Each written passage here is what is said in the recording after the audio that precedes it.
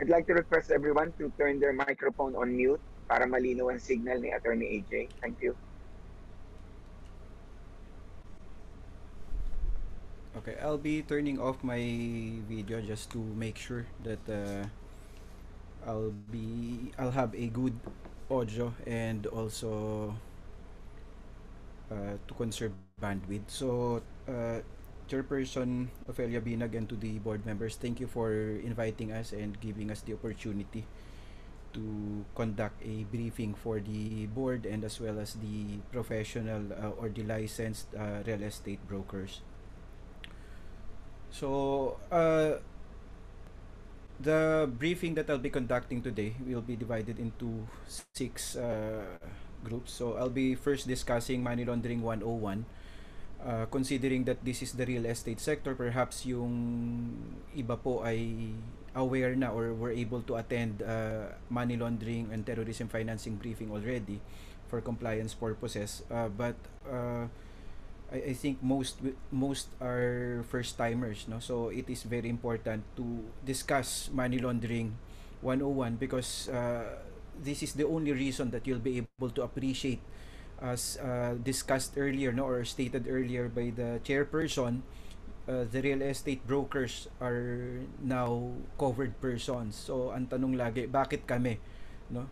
Part na naman yun ng opening ni ma'am, and paano yung hindi licensed, you know?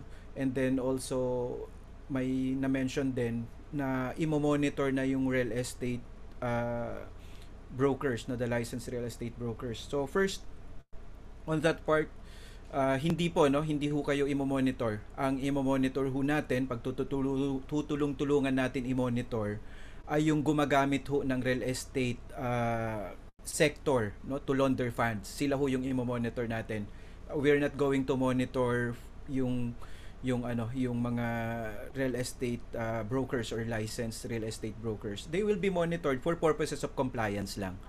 Hindi yung personal transactions nila or kung ano yung mga we'll just be monitoring their compliance, but as a whole, it will be the AMLC together with the real estate brokers, no, the licensed real estate brokers, who will hand on hand try to ensure that the real estate sector will not be exploited by money launderers and criminals. Yun ho yung pag-uumpisahan natin.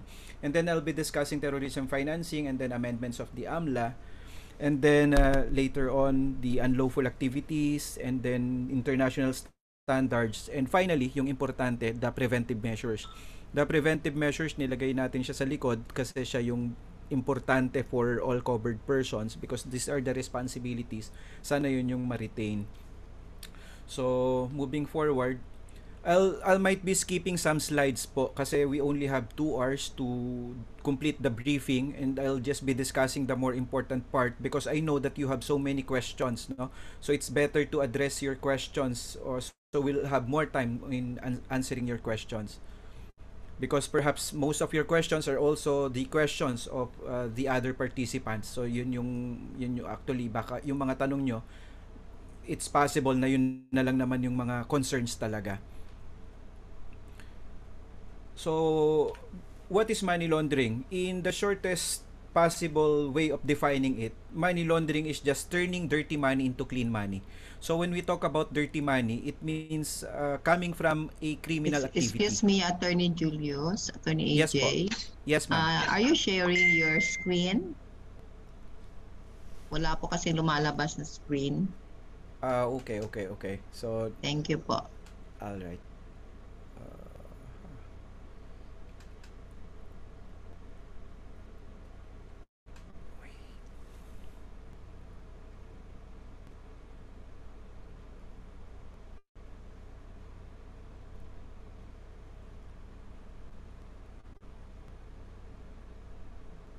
Ayan. So, it's actually the first slide. So, okay na po. Can you... Yeah, okay. Yes, thank po. you. Thank you for bringing that up. So, again, money laundering is just turning dirty money into clean money. So, when we talk about dirty money, it means that these are proceeds of an unlawful activity or criminal offense. So sa Pilipinas po, we're using the list approach, listahan. So we have 34 plus 2, 36, no, unlawful activities. 37 is generic. So those are the unlawful activities. So when I talk about unlawful activities or criminal acts in relation to money laundering, I will always be referring po doon sa listahan, no, doon sa unlawful activities under the AMLA. So, bakit may unlawful activities? Well, because money laundering is a derivative offense. So, dapat ho may predicate offense siya. So, bago ka makasuhan ng money laundering, dapat yung proceeds are related to an unlawful activity or produced, no, by the unlawful activities.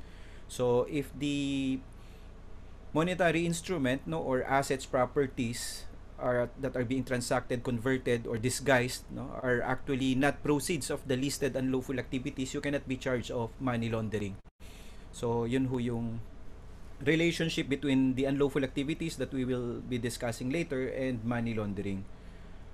So, why do we launder funds? Two major reasons why we criminals launder funds. Number one, for them to be able to enjoy the proceeds of the unlawful activity, because without cleaning it, without laundering the funds, it will be very difficult not to enjoy the proceeds. Why? Because when you try to use the proceeds of the unlawful activity, it will actually raise suspicion. So when there's suspicion, you'll be investigated, and as the investigation goes on, perhaps later on you'll be identified to be laundering proceeds of unlawful activities. So, maitatali ka na rin ngayon dun ho sa crime committed, yung pinanggalingan nung nilolaunder mo. And at the same time, kaya yung number 2 is you launder funds to distance yourself from the unlawful activity, no? So, when you launder funds, so you go through the process. One of the process which I'll be discussing in details later is the layering. So, when you do layering, lumalayo ho yung source ng funds, yung pera dun sa source ng funds. So if lumalayo siya, nalalayo ho din siya dun sa pinanggalingan niya, the unlawful activity. So criminals tend to distance themselves from the unlawful activity. So that's the reason why they launder funds. So those are the two major reasons why why criminals and money launderers launder funds. No, to, again, repeating myself, to enjoy the proceeds and at the same time to distance themselves from the unlawful activity.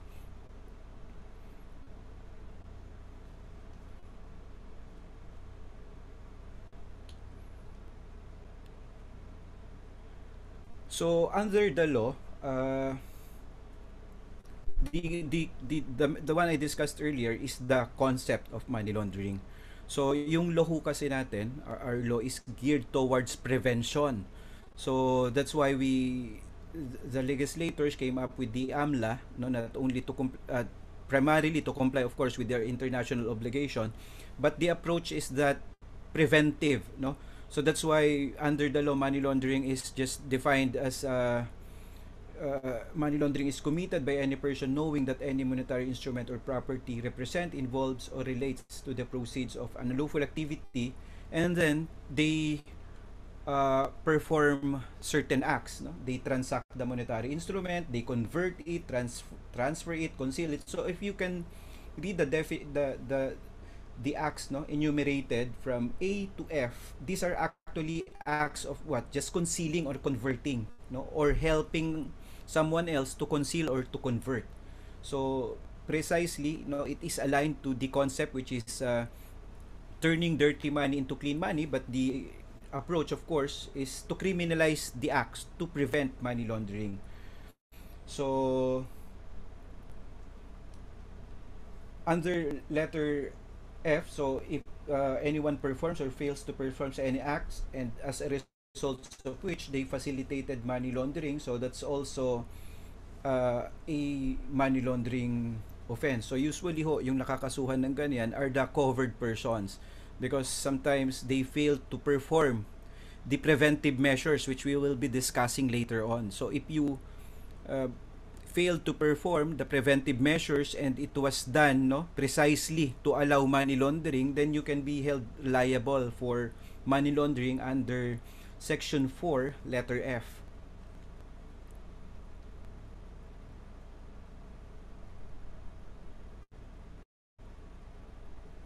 So another money laundering under Section 4 of the AMLA is the standalone money laundering. Now, if you can recall the earlier stage, there are actually certain elements, no, knowledge, and then the proceeds of the unlawful activity, and then you have the uh, acts, no, enumerated, and those are not need to be present, no, for violating the last paragraph of Section 4. That is, it money laundering is also committed by any covered person who knowing that a covered or suspicious transaction is required under this act to be reported, no, to the Anti-Money Laundering Council, and the covered person fails to do so. So failure to report, no, so wala na ho dun unlawful activity, no, it is not present, the proceeds is irrelevant already, because what is being punished under this provision is the failure, no, to file reportable transactions, both covered transactions or suspicious transaction. And I think this will be most of the questions that will be raised later on, no.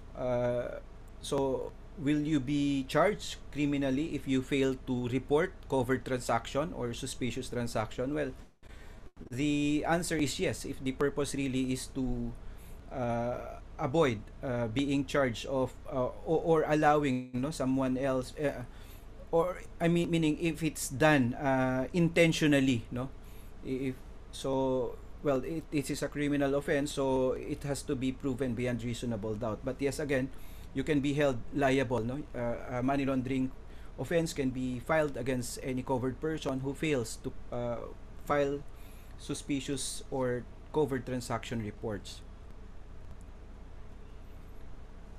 So as I mentioned earlier, so we have here the 4 elements of money laundering.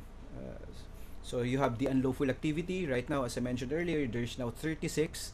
And then you have the proceeds of the unlawful activity, which is the dirty money. And then there's knowledge, no, that the monetary instrument or properties being transacted are actually proceeds of an unlawful activity. And those circumstances or the acts, no, that are you perform the listed acts earlier from A, B, C, D to F, no, and then as I mentioned earlier, there's a standalone wherein the other elements are no longer important, which is the failure to file suspicious transaction reports or covered transaction report.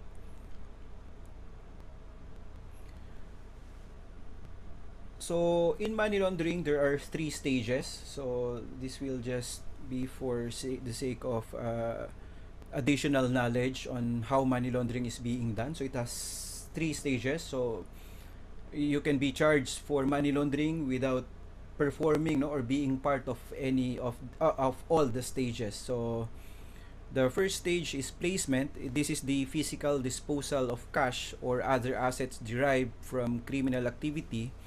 And during this phase, the money launderer introduces the illicit proceeds into the financial system.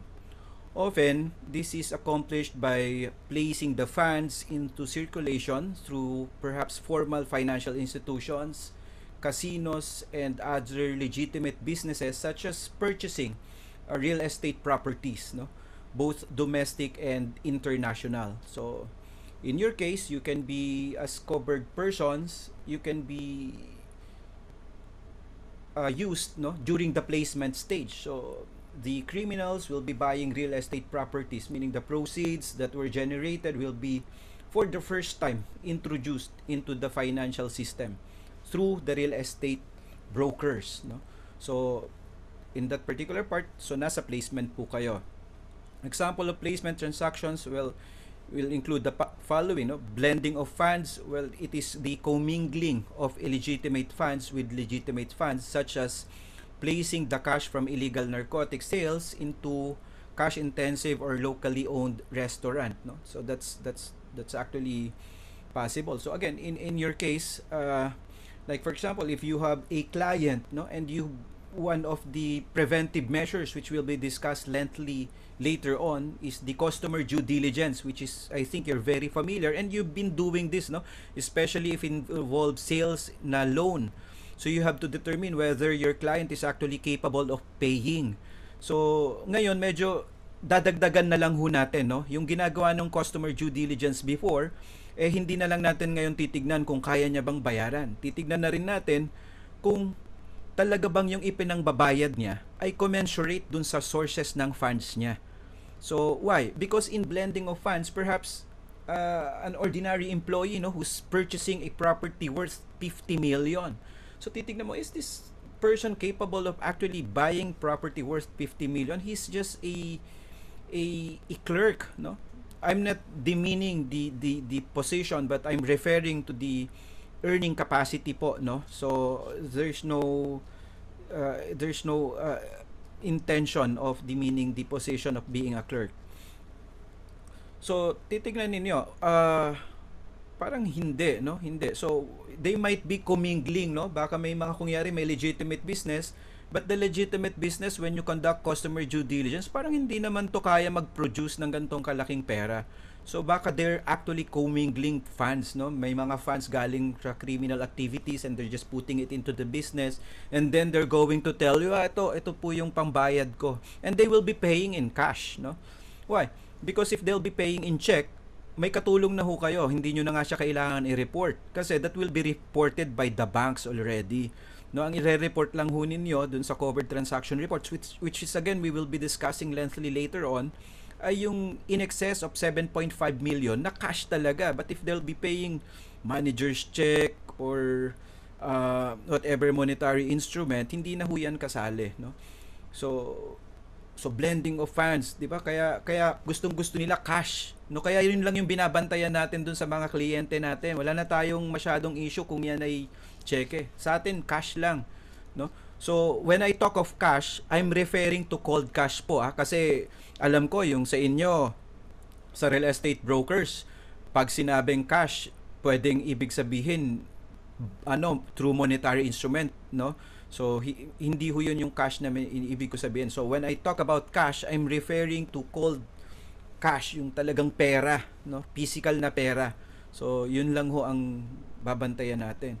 So sa foreign exchange naman, purchasing of foreign exchange with illegal funds, no? Tapos ipapalit ulit yung pera. So that's actually what?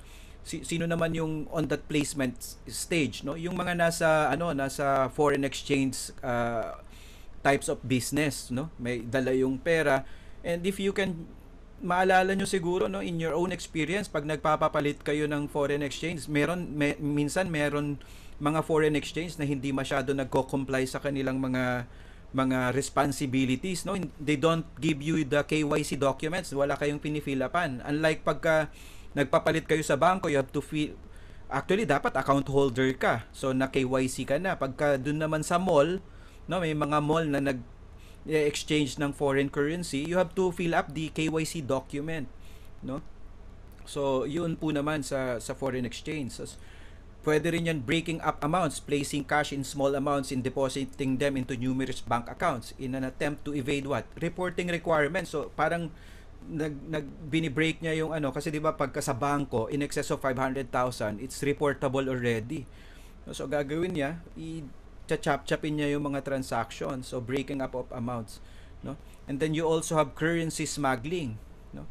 So this is cross-border physical movement of cash and monetary instrument. Kaya to avoid that, meron din tayong yung declaration form, no? I think na experience nyo yan pati sa ibang countries, you're actually required to fill up yung mga declaration forms, no?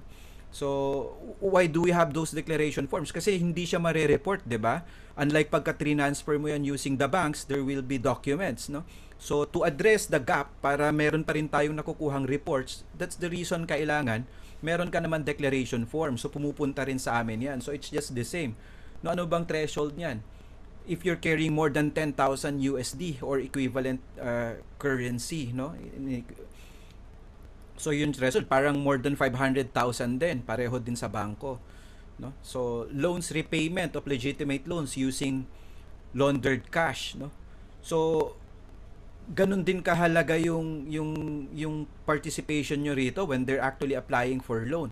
Kaya lang ang maganda if they're applying for loan, lalo na kung ang loan is through the bank, through banks, so wala masyadong problema. It will be the bank who will be reporting. But paano kung in-house, no? Kung in-house yung loan.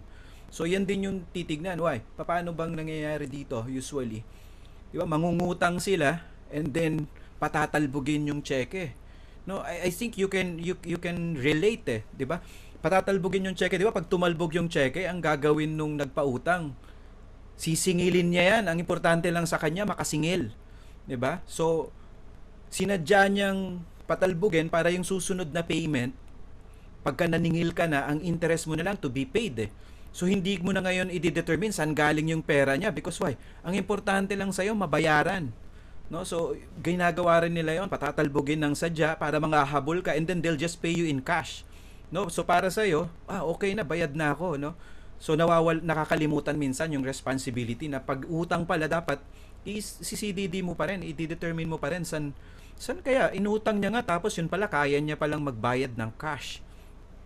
No? So just to be not reported at the early stage. Pero of course, later on malalaman natin na yung ganong klaseng transaction, hindi mo na nga naman siya i-report as covered transaction. I-report mo na siya as suspicious transactions, which we will discuss later on. Ano ba yung mga suspicious transactions na yan?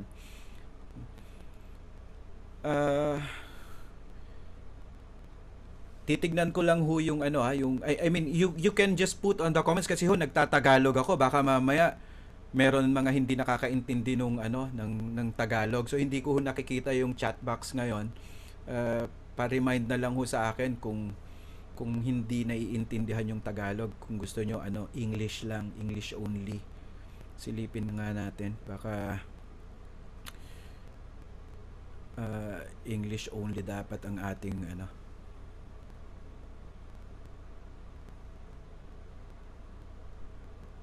hindi ko rin pala nakikita yung so palagay ko naiintindihan nyo naman kung if I'm using the Tagalog language.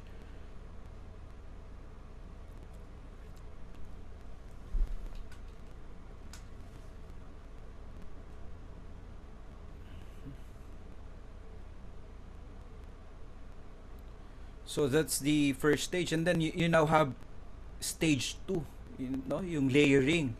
This is actually the separation of the illicit proceeds from their source by what? Layers of financial transactions intended to conceal the origin of the proceeds. No, as I mentioned earlier, the layering is really, the purpose is to conceal. No, the more layers there are in a transaction, it is better and more difficult to trace the actual source. The second stage involves converting the proceeds of the crime into another form and creating complex layers of financial transactions to obfuscate the source and ownership of funds. So what are the examples? So electronically moving funds from one country to another and dividing them into advanced financial options and or markets. So through what? Wire transfer. Moving funds from one financial institution to another within accounts at the same institution. So this refers to banks, nililipat-lipat lang yung pera. Converting the cash placed into monetary instrument. Tapos reselling high value goods and prepaid access stored value products. So dun sa reselling high value goods, would that so separately investing in real estate and other legitimate businesses. So that's again, nandun ulit tayo kanina. Yung real estate brokers nandoon sa placement. Ngayon, nasa layering din, of course, Kung yari, nagdeposito, proceeds of crime, diniposito sa bangko. So, ang placement niya, nasa bangko kasi that's the first stage. But, winidraw niya and then he purchased a real estate property. So, nasa layering naman ngayon si real estate brokers.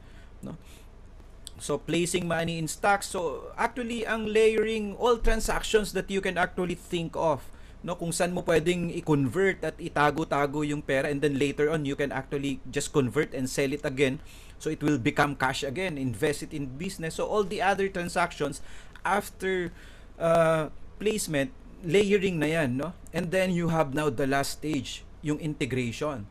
So they're supplying apparent legitimacy to illicit wealth through the re-entry of the funds into the economy and what appears to be normal business or personal transaction. This stage entails using laundered proceeds in seemingly normal transaction to create the perception of legitimacy. No, so diyan na dapat magaling ka. No, kaya yung sinasabi nila, and then negosyante yan, magaling talaga yan. So mas lalo natin hong tinitignan 'yon. Kasi wala hong maglo-launder na hindi magaling sa financial transactions kasi yan ho yung mismong forte nila. So all launderers actually have legitimate business. Why? You cannot launder if you don't have a justifiable source. So dapat talaga may legitimate business ka. 'Di ba? May legitimate financial transactions ka. Otherwise, how can you possibly launder? So sabi nila noon, actually laundering is just depositing the money and then withdrawing it. So that's laundered money already. Really? 'Di ba? So may pera kang 10 million or 50 million, dineposit mo sa bangko, pinastay mo doon for 1 month and then you withdraw it again. Tapos bumili ka ng property, can you now say saan galing yung 50 million mo just because of depositing? Hindi. 'Di ba? It will still remain suspicious. But saan galing ang 50 million mo? 'Di ba? Sa bangko, paano ka nagkaroon ng pera sa bangkong 50 million? So wala ka pa ring legitimate source. So you really have to launder it, no, para meron kang integration, para it will appear legitimate, no? The proceeds came from a legitimate transaction. So yun ho yung integration part. Yun din ho yung binabantayan ninyo as gatekeepers. So we can actually call you as gatekeepers because you ensure, no, you take care of the industry, real estate sector, no? Inaalagaan nyo ho yung real estate sector, making sure na it will not be exploited by criminals. Kasi, because you are all professionals actually, and it is your obligation, no, sa bansa, sa mga tao, na pangalagaan ang integridad ng real estate sector. Hindi ho natin papayagan na gagamitin ng mga kriminal, no, ang real estate sector. So yun ho yung responsibilidad. Kasi minsan, bakit kami? Bakit hindi sila? No? Unang-una, kayo ho yung lisensyado, kayo yung binigyan, no, ng poder ng pamahalaan para pangalagaan, no? Hindi naman ho yung hindi licensed. Kaya dapat pagtulong-tulungan natin, no? Mamaya pag-uusapan natin paano ba tayo magtutulong-tulong na siguraduhin na yung mga lisensyado lang ang dapat na i-involve sa mga real estate transactions. So, nandito ho kami para tulungan kayo dyan sa part niyan dahil alam namin isa ho yan sa mga concerns ninyo. Minsan sila pa yung mas malalakas kumita kaysa sa ating sa inyong mga lisensyado. No? So, what are the examples of integration?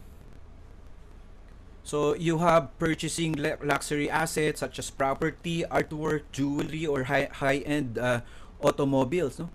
Getting into financial arrangement or other ventures or investment can be made in business enterprise. So, klarong-klaro.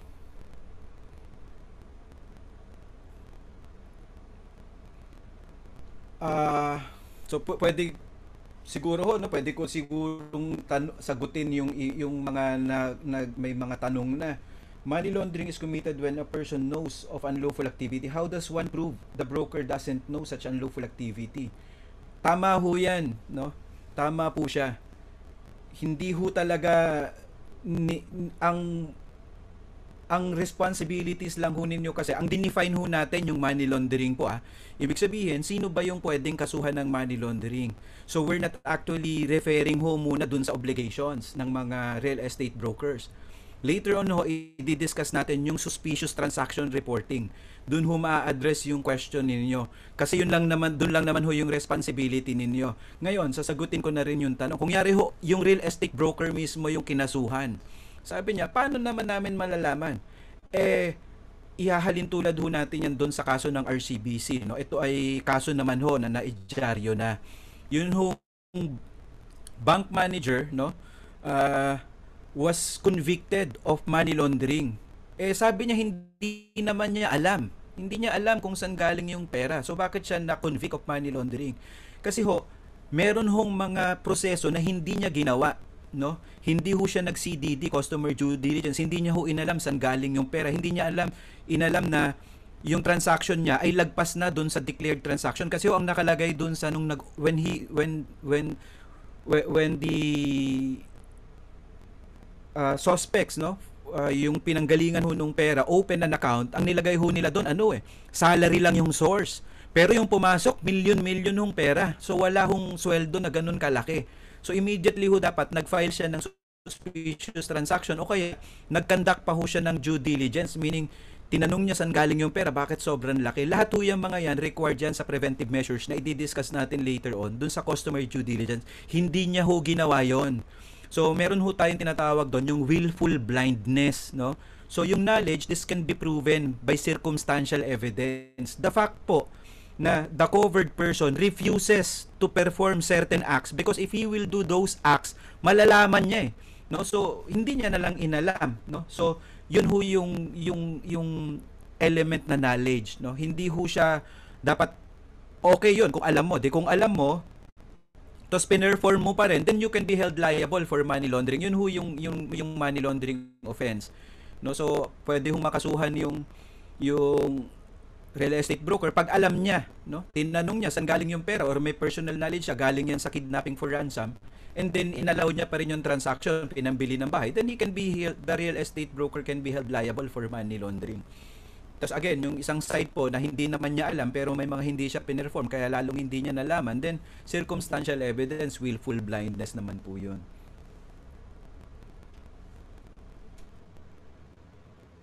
So yung isa ho, no, ang sabi niya yung BPO clients niya nagbabayad daw through wire transfer. So okay na po 'yon, that will be considered as a transaction na hindi cash. So that will be reported by the banks. Basta ho dumaan ng banking system, ano na ho tayo doon, hands off na ho kayo pagdating ho dun sa reporting requirements. So you'll just have to do to comply with the other obligations po which we will discuss later on.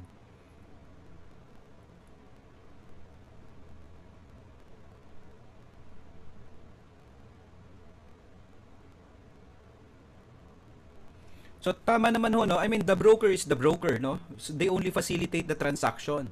Kaya nga ho, ang gagawin nyo lang, know your customer, no? We will discuss the responsibilities later on po. So ituloy ko na ho yung slides ko muna. Medyo mahaba pa ito.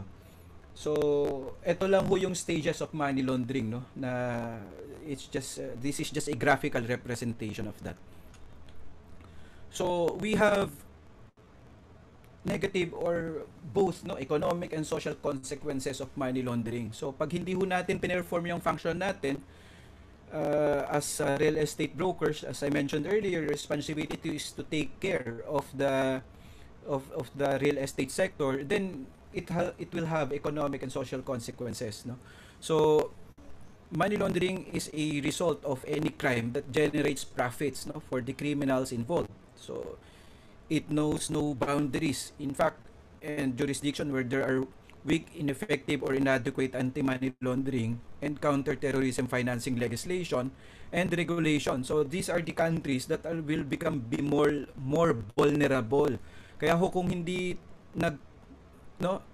in short, kung hindi ho natin inamend yung AMLA to include real estate brokers, nakita na ho namin based dun sa mga studies namin and based ho dun sa mga na-forfeit namin na assets na nagve-venture na ho yung criminals sa real estate sector. So it's about time that we take care na, no? We take care and ensure that the real estate sector, I'm repeating myself, no, regarding the real estate sector not being exploited, kasi that's the real reason why we ask Congress to include real estate brokers as covered person. Yun lang ho talaga yung reason doon. Nakita na ho namin based on studies locally and based on international studies that the real estate sectors are now being exploited. So yung Pilipinas, meron siyang weak AML system So dito sila pupunta to buy properties.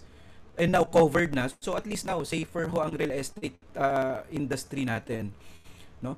However, large well-developed financial centers are also vulnerable to laundering due to the large volume of transactions that allow the launderers to blend in and the wide range of services that enable the launderer to conduct transactions in a way that is convenient. No? Because most launderers want to eventually use the proceeds of their crimes. No? As I mentioned earlier, that's the only purpose. No, to enjoy the proceeds of their crime. So their ultimate intent is to move funds through stable financial system. Money laundering has significant economic and social consequences, especially for developing countries, no, like the Philippines and emerging markets. So the easy passage of funds from one institution or relatively facile system that allows money to be placed without raising any question is fertile territory for money launderers, no? So nagiging kandidato tayo doon kung hindi pa natin na-cover ang real estate sector. So the upholding of legal or professional and ethical standard is critical to the integrity of the financial market.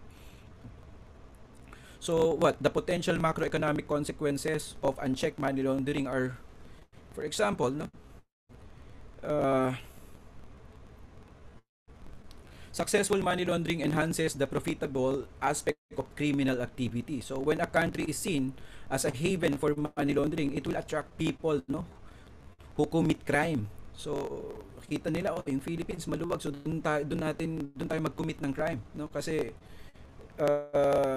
we can use later on the proceeds of those crime without being traced, no? Kasi mahina naman money laundering law nila doon, no? So usually pag limited yung numbers of predicate offense, no? So kaya sa atin we have now 36 limited types of institutions and person covered by money laundering. Kaya tayo, as much as possible, lahat ng required under FATF kinover na natin just to make sure, no, na hindi tayo ang pupuntahan ng launderers. So little to no enforcement of the laws and weak penalties or provision that make it difficult to confiscate or freeze asset related to money laundering. So it's very important also, just to impart, no, na dapat pinipinalize talaga ng medyo mabigat yung money laundering compared dun sa penalty in other countries. Why? Kasi kung mababa yung penalty natin compared sa other countries, they will choose to just launder here anyway. Sandali lang or maikli lang yung kulong dito, no? So for example, if they're laundering in Singapore, nakita nila 20 years yung penalty doon. Sa Pilipinas 5 years lang. Sa Pilipinas na lang sila maglo-launder, at least 5 years lang pag nahuli. Limited regulatory capacity to effectively monitor and supervise compliance to money laundering and terrorist financing laws. So yan yung mga gustong-gustong puntahan ng launderers. If money laundering is prevalent, there is more likely to be corruption, no? Typically, the penetration of organized crime groups in a jurisdiction is directly linked to public and private sector corruption. Criminal may try to bribe government officials, lawyers, employees of financial or non-financial institutions so that they can continue to run their criminal businesses. So in countries with weaker laws and enforcement, it is corruption that triggers money laundering. It also leads to increase in the use of bribery in financial institutions. So among lawyers and accountants, no, in the legislature, in enforcement agencies, with police and supervisory authorities, and even with courts and prosecutors. So a comprehensive anti-money laundering and countering the financial terrorism framework will help curb criminal activities. It will eliminate profits from such activities and discourages criminal from operating in a country, especially where law enforced fully and proceeds from crime are confiscated. So undermining the legitimate private sector, so that's one. So one of the most serious microeconomic effect of money laundering is felt in private sector. So money launderers are known to use front companies, business that appear legitimate and engage in legitimate businesses, but are in fact controlled by criminals who commingle the proceeds of illicit activity with legitimate funds to hide the ill-gotten gains, no? These front companies have a competitive advantage over legitimate firms because what? They have access to substantial illicit funds, allowing them to subsidize products and services sold at below market rates. So this makes it difficult for legitimate businesses to compete against what? Front companies. Clearly, the management principle of these criminal enterprises are not consistent with traditional free market principles.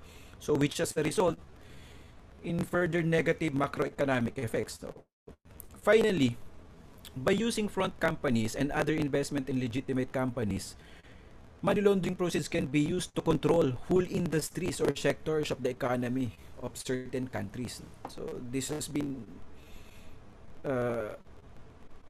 proven, no, in studies. So this increases the potential for monetary and economic instability due to the misallocation of resources from artificial distortions in asset and commodity prices. So it also provides a vehicle for evading taxes, thus depriving the country of revenue. So another one, weakening financial institutions. So money laundering and terrorist financing can harm the soundness of a country's financial sector. They can negatively affect the stability of individual banks or other financial institutions such as securities firms and insurance companies. So criminal activities has been associated with a number of bank failures around the globe, including the closure of the First International Bank, no, European Union Bank, and Riggs Bank. No? So the establishment and maintenance of an effective AML-CFT program is usually part of a financial institution's charter. To operate, non-compliance can result actually, no, not only in a significant civil money penalties but also in the loss of its charter. So dampening effects of foreign investment. So although developing economies cannot afford to be too selective about the sources of capacity or of capital, uh, there is a dampening effect on foreign direct investment when a country's commercial and financial sector are perceived to be compromised and subject to the influence of organized crime. To maintain a business-friendly environment, these impedances have to be weeded out. So among with other negative impacts, no. So just to name few. So loss of control or mistaken decision regarding economic policies. So economic distortion and instability. So you also have those loss of tax revenues as mentioned earlier. So risk of privatization efforts, no, of the government. So you also have reputational risk for the country. So kung nakita nila na money laundering heaven yung Philippines, wag natin pautangin, no? Or wag natin bigyan ng mga donations or tulong, baka gagamitin lang nila yan sa it will just be used by their corrupt officials, no? So that will be the reputation just in case. So risk of international sanction, no? So like you be blacklisted by the FATF.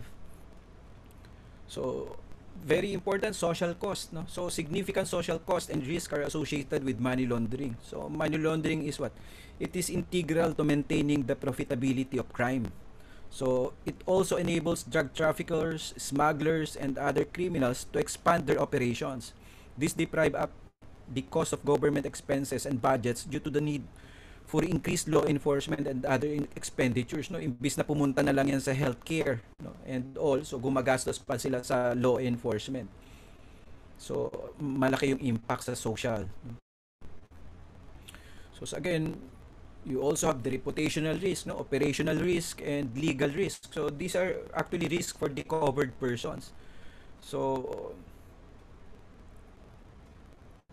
lalo na legal risk, no, pag nakasuhan and all, so you have to engage the services of counsel, lawyers, and all. It will be very expensive.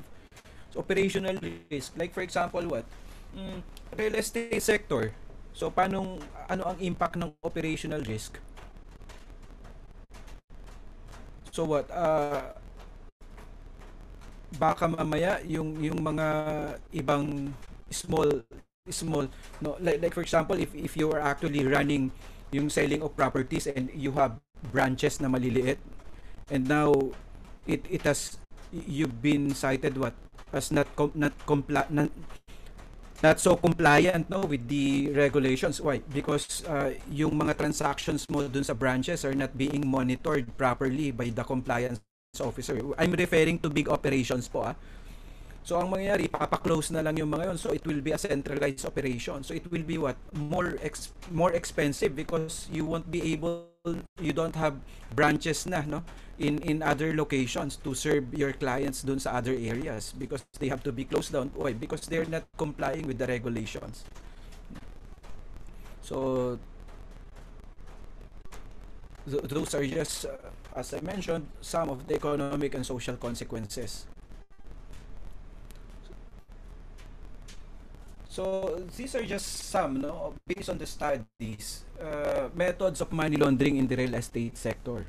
So you have under and over valuation. So this requires the involvement of a vendor or real estate agent who under or overestimates the value of a property with a difference settled in a secret cash payments, no. So again, ang nakakaalam niyan si real estate broker. So renovation. So illicit funds are used to pay for renovations of property and increases its value. So leasing, so a property is rented to a tenant who is provided with illicit funds to cover the payments. An alternative is for a criminal to make regular deposits into an account as fictitious renter or fictitious rent, giving the appearance of a legitimate income. So you also have shells, trust, and other company structures. So purchasing property through a shell company allows the name of the owner of the property to be kept secret. No? So what is a shell company? So it is an incorporated company, no, who is not do not have the resources naman to operate. So registered company lang siya. So it's registered under certain the name of the incorporator. So they will be purchasing the property, but the property is being purchased by someone else, no? So hindi mo kilala sino talaga yung owner.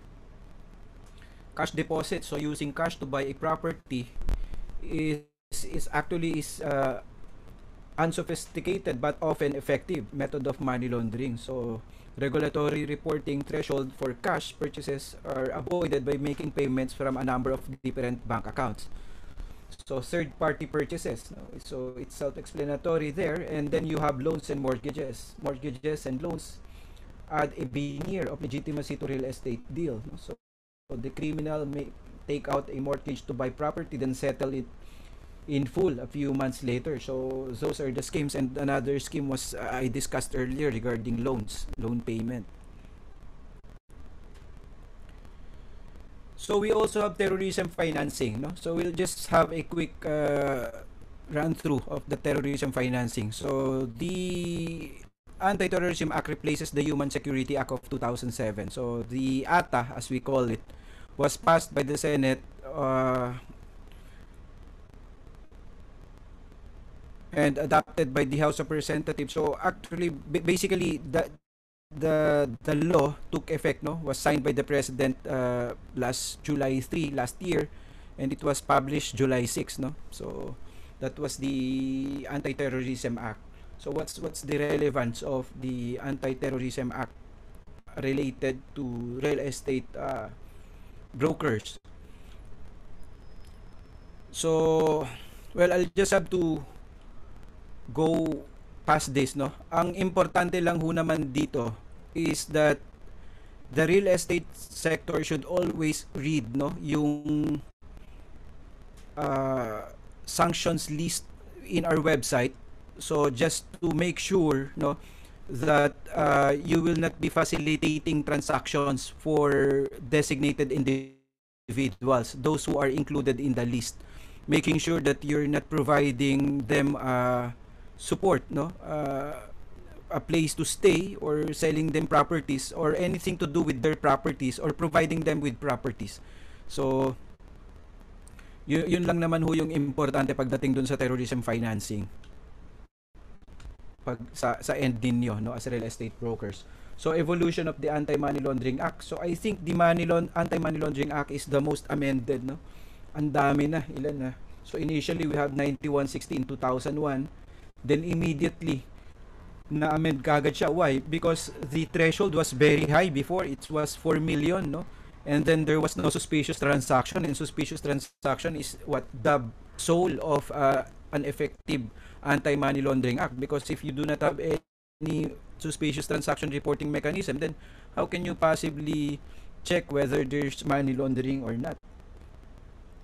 And then you have another amendment in 2012. So previously kasi ang bank inquiry litigious siya in character. So if you're going to check the bank accounts of a certain suspected money launderer or criminal, kailangan mo mag-file sa court. So pag nag-file ka, i-withdraw niya na yan, no? And then wala ka na rin ma-freeze later on. And in fact, bank inquiry is akin to a search warrant. So hindi mo sinasabing isa-search mo yung property. So it has to be done ex parte. So that's why the law was amended again in 2012. And then just then you have 10365 in 2013, the coverage. So na-expand yung coverage, and also the predicate offenses. And then later on in 2017, nasama na ho yung casino. And then now, in 2021, we were able to include na finally the real estate developers and brokers, and inclusion of a 2 predicate offenses.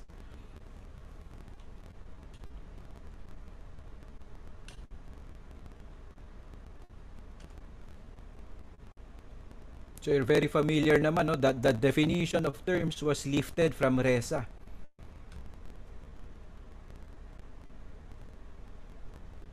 So there were 2 additional unlawful activities, no, or criminal acts under the AMLA. Violation of the Strategic Trade Management Act, referring to the financing of proliferation of weapons of mass destruction, and also violation of the National Internal Revenue Code, no, for tax evasion. So this is the setup lang nung AMLA, lagpasan ko na lang siya. So important part is that your anti-money laundering council actually performs several functions, no? So it acts as a supervisor and enforcer. So it is actually the central AMLCTF authority of the Philippines, no? So it is what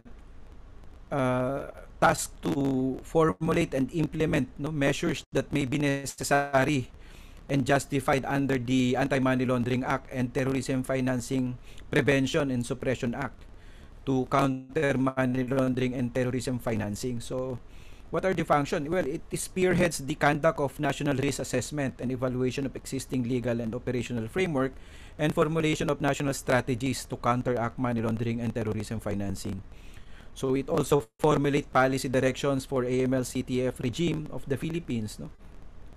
It promulgates the implementing rules and regulations of the AMLA and the Terrorism Financing Prevention and Suppression Act. It also issues legal opinion and interpretation of the AMLA and of the TFPSA, no? In short, yung Terrorism Financing and Prevention and Suppression Act, and the respective implementing rules and regulation. So it also conduct on-site and off-site examination or other forms of compliance checking mechanism on covered person to determine their level and quality of compliance with the AMLA and TFPSA. And of course, other AMLA issuances, no, they should comply, so they check it. And it also analyze and use intelligence information to detect, prevent, and counteract money laundering and terrorism financing and associated unlawful activities. So it is also the lead agency, no, on AMLCTF matters, and in fact it is authorized, no, to enlist the assistance of any branch, department, bureau, office, agency, or instrumentality of the government, including government-owned and controlled corporations, and undertaking any and all AML operations. Again, it includes formulation of national strategies for concerted and holistic government efforts to combat money laundering and terrorism financing. So it conduct of parallel financial investigation and prosecution as part of domestic cooperation and coordination. So execute requests for mutual legal assistance, conduct national risk assessment as mentioned earlier, and of course activities like this one, the conduct of capacity building and information campaign. It has also the authority to resolve administrative cases.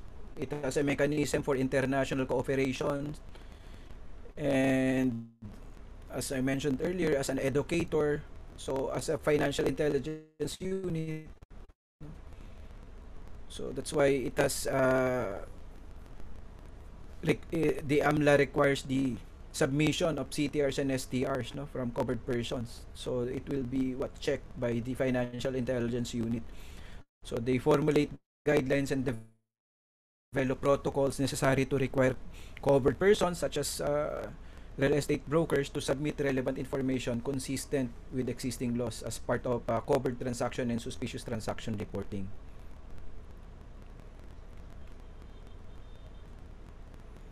One of the important function of the AMLC is to because it is the national center for receipt and analysis of transactions from the Land Registration Authority, no? And again, it is the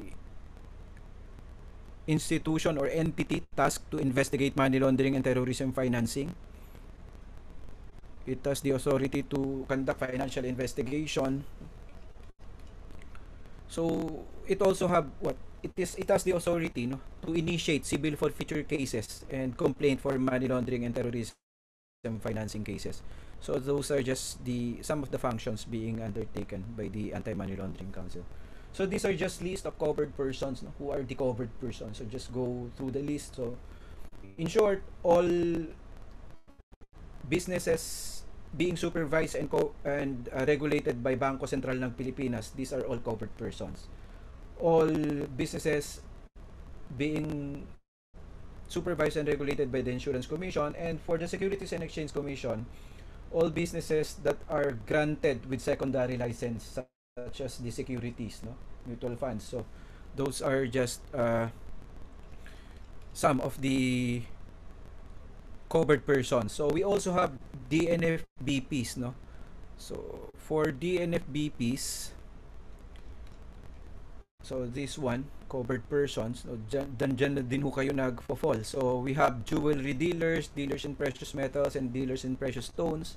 You have company service providers, persons including lawyers and accountants, other professionals who provide services such as managing of clients' money, management of bank savings, security or other assets, if they're involved in organization of contributions for the creation, operation, or management of companies, and those who are involved in the creation, operation, or management of juridical persons or arrangement, and buying and selling business entities.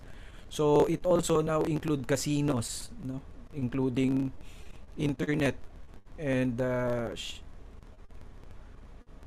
ship-based casinos. So just recently, because of the amendment, we now also include the real estate developers and brokers, and then the offshore gaming operators together with their accredited service providers. And then these are just the unlawful activities, as I mentioned earlier. So to be charged with money laundering, the property or monetary instrument or assets should be generated, no, from this list. Ito lang ho yung mga unlawful activities. It is limited to this. So theft, kung yari na nagnakaw, no, theft. So nakaka-generate ng ano yan, 'di ba, ng proceeds. So pag yung proceeds na yon kinonvert or ano, you cannot be held liable for money laundering precisely because theft is not among the unlawful activities included in the list. So that's how it is. It should be limited to what is included in the list. So just recently we have added two, as mentioned earlier. So you have violation of STMA and of the tax evasion, no?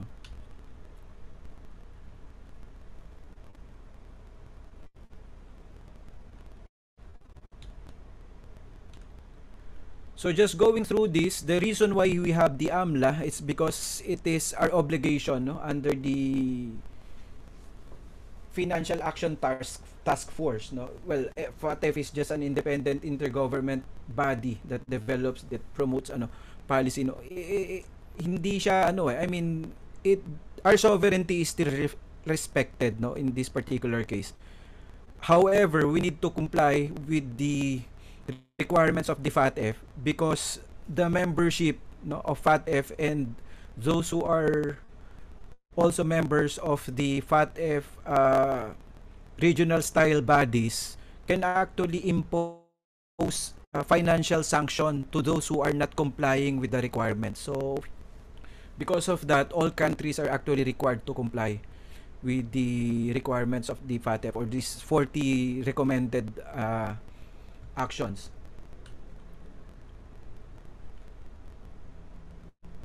So that's the objective, no? So it has the standards, no, the 40 recommendations. So you have to comply with all of those. This 40 recommendations are actually divided into 7 categories. So you have policy and coordination, money laundering confiscation, TF so we are complying with all of those requirements. And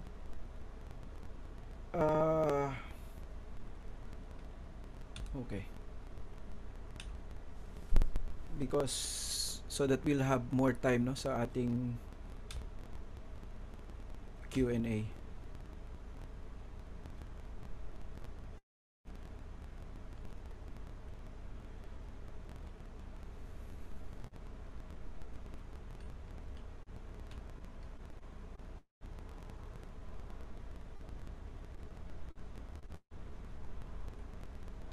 So okay, so one of the primary duties no yan nga, risk management no. So covered persons like you shall comply with all the requirements under the AMLA, and including the implementing rules and regulation and other issuances by the AMLC. So covered person also have the duty to cooperate with the AMLA no, with the AMLC in the discharge of its mandate and execution of lawful orders and issuances to protect the real estate sector from being used for money laundering and terrorism financing activities. So in this particular slide no, there's a mention of board of directors, but in this case, considering that you are DNFBPs and licensed professional, so the compliance is what the sole responsibility of the licensee.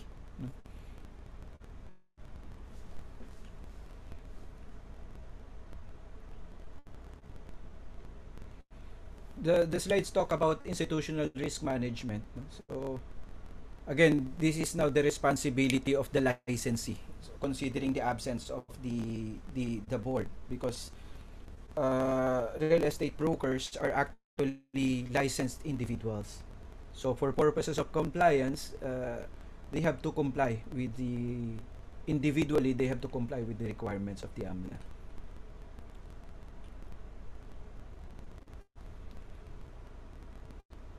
So just to make sure that you'll be able to comply with the AMLA, all covered persons should have their own money laundering, terrorism financing preventive program, which should have the following no.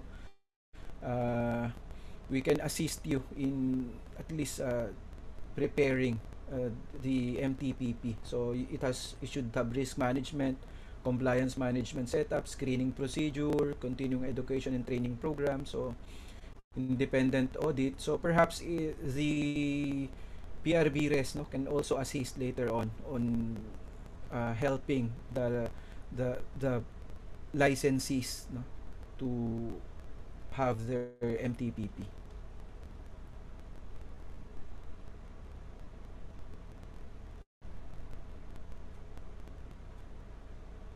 So this can be done through the PRC res or other group who provide the continuing, I think you have that continuing studies no, so that you can actually renew your license. So it will now form part no, having an AMLA refresher will be part of that requirement. So may X number of units siguro this will be discussed with the PRC and the PRBRES no, lengthily at a future time. So now we're almost done no. So these are the 3 preventive measures as I mentioned earlier. Ito yung importante: customer due diligence and record keeping, transaction reporting. So this is the soul of compliance. So in customer due diligence, it's always risk-based approach no. When conducting CDD, lagi siyang risk-based approach to assess. But then again, for you to be able to conduct risk-based approach, kaya na-mention kanina on the earlier part, which I skip na because mababanggit ko din dito, it is always important to conduct an institutional risk assessment first, because doon makikita natin based on the study who are low risk clients, who are normal clients or high risk clients no. Ano ba yung mga risk rating na to? It's just a rating na ang ibig sabihin the probability of the client to be involved in money laundering. Yun yung reason niya. Like for example, if your client is a government employee who is actually purchasing a property through a bank, no, and then the property is just commensurate with the income, and also they might be considered as low, no. So kaya lang kailangan ho kasi natin mag-conduct ng ng risk assessment for this, so that we can actually determine sino ba yung pwedeng normal or low risk client or high risk client, no.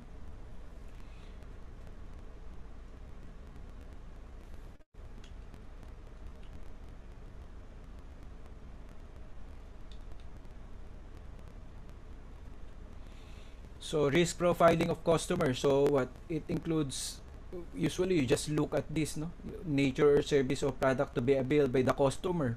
So ano ba, low cost ba o yung mamahaling property worth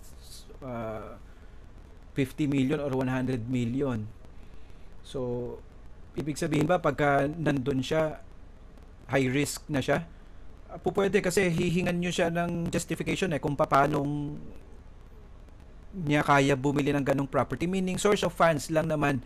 So ang gagawin lang naman, hindi ho ito usually kailangan tanungin diretso saan galing yung pera ninyo. What you can do actually is parang you adapt lang ho ng sistema parang sa bangko, and I think you're doing it naman na may application form.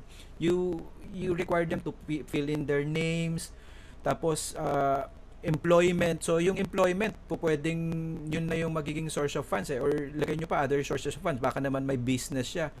So when you conduct customer due diligence, you actually just go through the application form na gagawin ninyo, and then din nyo na makikita siya, government employee siya, and he's just rank and file government employee, and he's purchasing a 20 million property. So makikita nyo na kagad parang hindi siya so high risk ito. Hingan natin ng iba pang justification, or let's ask more questions. Baka naman may minana, no? O kaya naman baka may ibang negosyo. So hindi porke hindi nagma-match ay suspicious na rin siya. Kaya kailangan kang mag-customer due diligence to ensure na nalalaman mo saan galing or ano yung possible sources of fundings niya. Why is this particular customer capable of buying this property? So pag na-justify mo, no need to file suspicious transaction report kasi justified naman pala, 'di ba? They sold a property pala, talaga naman landed naman pala to, binenta yung ilang daang hektaryang property sa probinsya to purchase a new property in Manila. So yun yung customer due diligence. Kaya sa totoo lang po, when you do customer due diligence, mas naprotektahan ho kayo ng batas ngayon.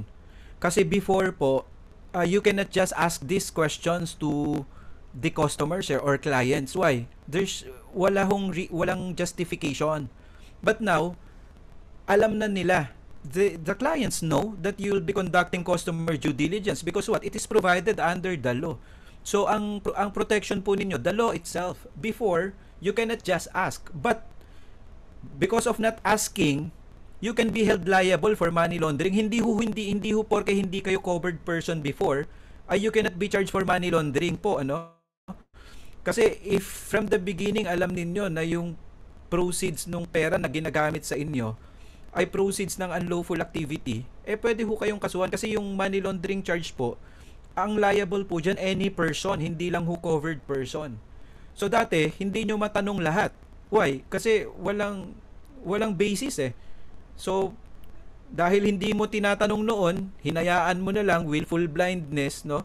And a result of which naka-facilitate ka ng money laundering as discussed earlier, then you can be held liable for money laundering. Pero now, because you are required under the law to conduct customer due diligence, the clients themselves, they know.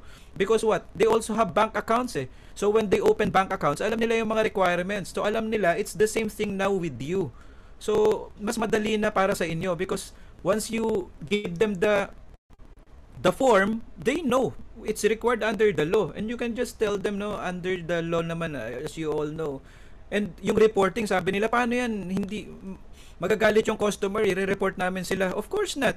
They know it's provided under the law that if they will be paying in cash of more than 7.5 million, their transaction will be reported. And that is also known to them that when they transact more than 500,000 pesos in the bank, they will also be reported. Wala naman nagagalit, di ba? And they still continue using the banks. Why?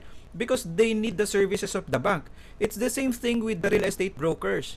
Why would they stop buying properties when they really need to buy the properties unless they really just money laundering? So that's the difference.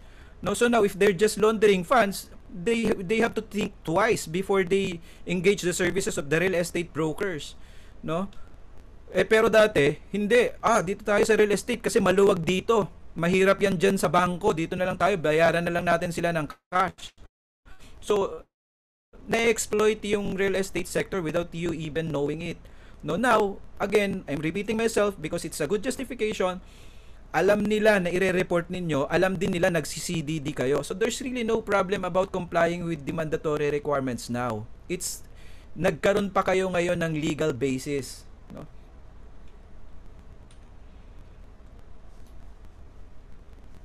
So these are just some of how you do risk profiling, no? Dun sa onboarding. When onboarding, this is the first time that you interact with the client, no? First time client, so that we call it onboarding.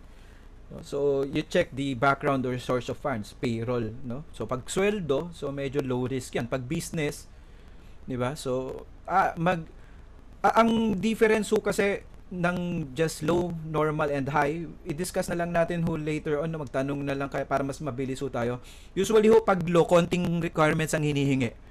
Pagka medium, mas maraming dokumento ang hinihingi and then mas frequent yung monitoring. Pag high risk siya, mas marami ho lalong hinihinging dokumento kasi malaki yung pina-purchase ng property, therefore kailangan nyo ng justification of sources of funds, ano ba talaga, and then mas frequent yung monitoring ng transaction niya. Yun lang naman ho ang nagbabago dyan eh.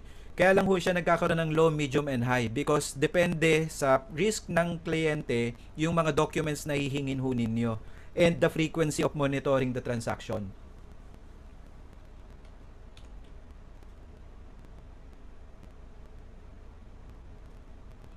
So to examine the background and purpose or complex, unusually large transaction. So again, because of your experience po, 'di ba? Doubts and accuracy of any information or document provided. Again, based on your experience, you know already no, if there's something bogus on the transaction. So you are all professionals, you're licensed, you took the exam, and most of you, yung iba, ano lang to secondary lang to, may ibang professions kayo.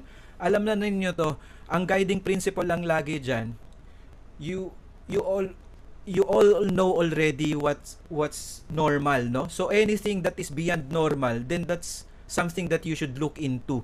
I'm not saying that is suspicious because yung suspicious transaction, it has to be limited to the 7 red flag indicators under the law, no? Hindi yun yung porke nagsuspecha ka, hindi ho siya ganon. Meaning if you're suspicious, then you can just ask for other documents. Kaya tumataas yung risk po niya. Kaya low, medium. So dati low siya, and then because tumaas yung mga transactions niya, you have to ask for more documents. Tumataas din yung risk rating niya because you're asking for more documents, and in fact you're now conducting parang enhanced due diligence na. You're enhancing, no, the due diligence required.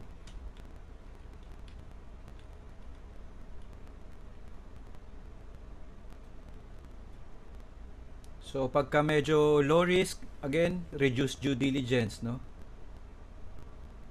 Pagka hindi ka makapag-CDD, then you can refuse, no? To refuse the transaction or terminate the business relationship, then you file the suspicious transaction report of if the circumstances warrant. Now, kung sa tingin ninyo, yung pag-CDD ninyo will result into tipping off, wag na kayo mag-CDD. All you have to do is to file an STR. So, record keeping, you'll just have to keep the record for 5 years. Ginagawa niyo naman yan ngayon, so hindi ko alam kung ano yung sinusunod ninyo. But now, under the AMLA, you have to keep the records for 5 years, no?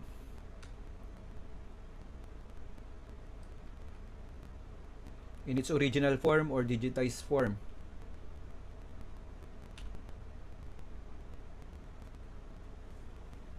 So, we have the digitization of customer records, no? So yan yung nandoon sa manual na yon.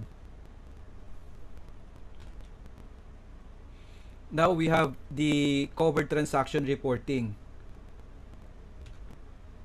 So the covered transaction reporting for real estate sector, it's in excess of 7.5 million. So that's covered transaction reporting. And then for suspicious transaction reporting, ito lang ho, very very specific, 7 red flags lang ho ito. Actually 6 kasi analogous yung pang 7. So during onboarding or during the conduct of your customer due diligence, during the interview or during the process wherein you're reading yung profile ng customer, no, that's actually the customer due diligence already. If you think there's no underlying legal or trade obligation or purpose or economic justification on the transaction, then that's suspicious transaction. Hindi nyo kailangan nung malaman kung proceed siya ng unlawful activity or not. Because suspicious transaction report is based on the transaction itself. So if you think that the transaction has no underlying legal or trade obligation, purpose or economic justification, then just file the suspicious transaction report. No?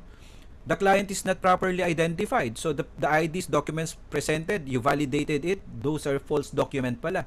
So you file suspicious transaction report. Again, hindi kailangan proceeds of unlawful activity, hindi mo rin kailangan na alam na anong crime ang ginawa.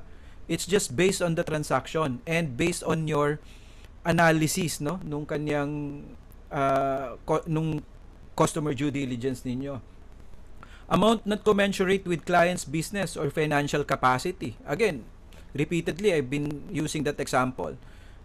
Government employee with a clerical function, no, purchasing a property worth 50 million or 100 million.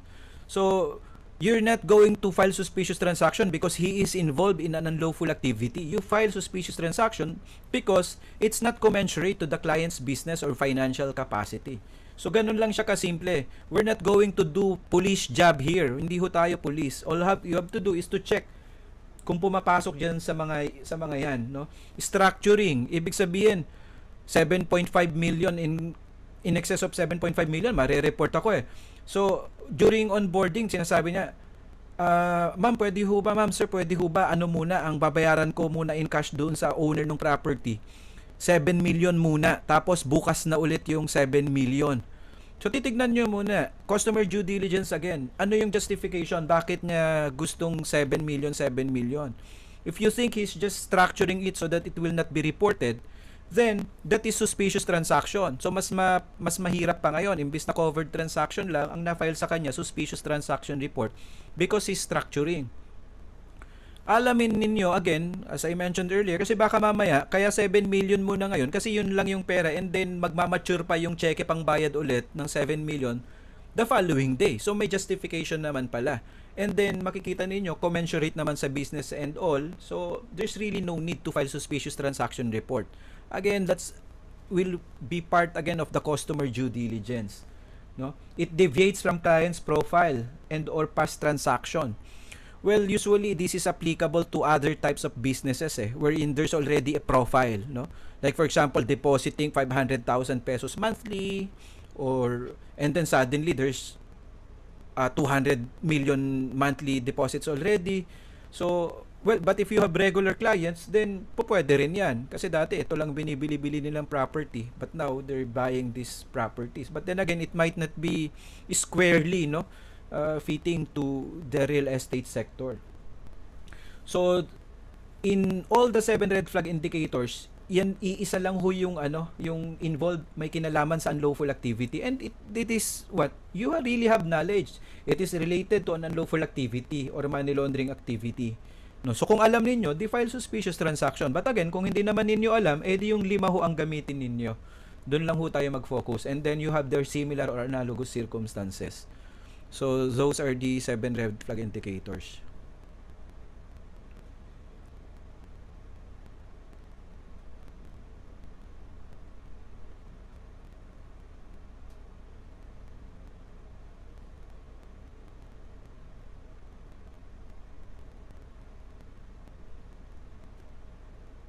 So that ends my slide. So we can now go to the question and answer.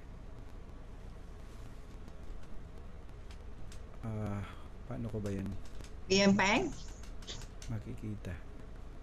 Yeah. BM Pilar? PM pa. Yeah. Okay, good Hello, morning, everyone. Okay. Thank you, Attorney AJ, for Yes that po, yes very po. enlightening presentation.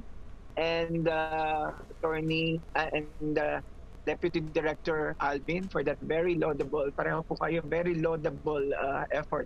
I'd like to turn you over now to BM Pilar Torres Banag for the Q&A. BM Pilar, please take over. Yes, thank you. Good morning, everyone.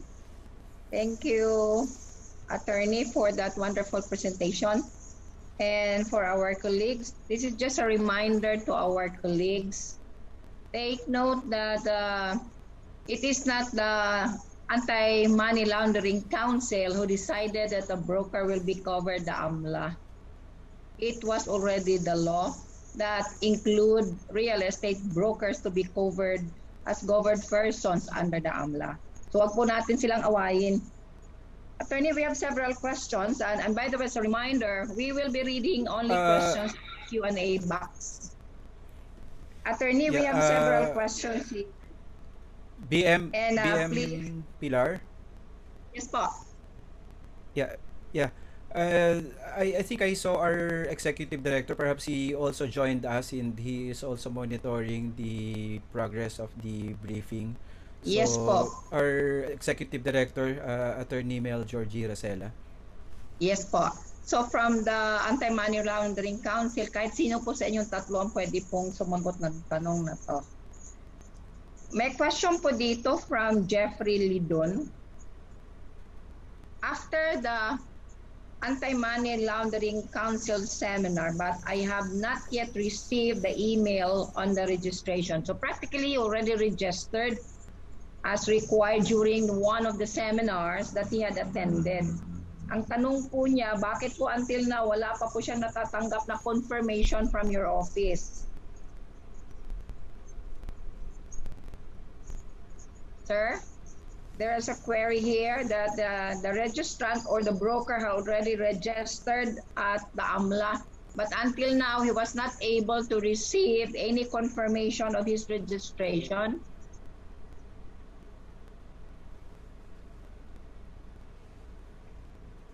Yeah, I think AJ is waiting for me to respond, so let me respond to the question. Well, you will receive it, just be patient. But is it the confirmation or the certificate of registration that you are waiting for? I think he's asking for both, sir. Kung meron tayong certificate of registration and confirmation at the same time. Yeah, email confirmation daw. So, well, the email confirmation will be coming together with the certificate of registration. Second question po. How will the broker know that the buyer of a property is criminal or not if he uses another person's buying? Ika nga, lumalabas po dito, paano malalaman po ng broker that the buyer is the buyer of the property is a criminal, or paano niya malalaman na yung buyer is a criminal if he or she uses another person? Okay. Again, I don't know if this was mentioned by Attorney Ascueta, but the KYC or knowing your customer and the filing of STR are two different things. So KYC is at the time of the onboarding or your introduction with your customer, but the filing of STR will depend on the time that you filed an STR. So did you know that your customer is involved in criminal activities at the time of filing? So i-distinguish nyo po yung KYC nyo, which is the first time that you met your customer. You ask him to fill up. You are not expected to know all the activities of your customer at the time of the onboarding. But when after the onboarding, you realize that your customer is engaged in criminal activities, then you file an STR. So I'm relating this to an STR because you mentioned that your customer is merely a dummy, and that is one of the circumstances for filing an STR when your customer is not properly identified. That is one circumstance for filing an STR. So when the time comes that you realize that you are talking to a dummy rather than the real customer, then you ought to file an STR. Another question, sir. How do we know that the money by the buyer came from illegal business? Mostly if the buyer is a foreigner. Again, at the time of the onboarding, and I will request the association to come up with a standard customer information file so that hindi mapag-initan ng mga members nyo. At least if it's an association accredited CIF or customer information file, then hindi sila mahihirapan na ipa-fill up yung customers. And so by asking at the time of onboarding the sources of funds, that is one of the questions that must be answered. You are merely limited by the information provided by your customer. So again, subsequently, perhaps during your continuous engagement with that customer, you realize na iba yung or suspect yung sources of funds, then you will file an STR. So again, you need to distinguish KYC, which is onboarding, and filing of STR. Actually, this question has already been answered during the presentation, but this is just to reiterate for clearer understanding on it. Sir, there's a question here. How do we determine real source when it has been layered? Again, how do we determine real source when it has been layered?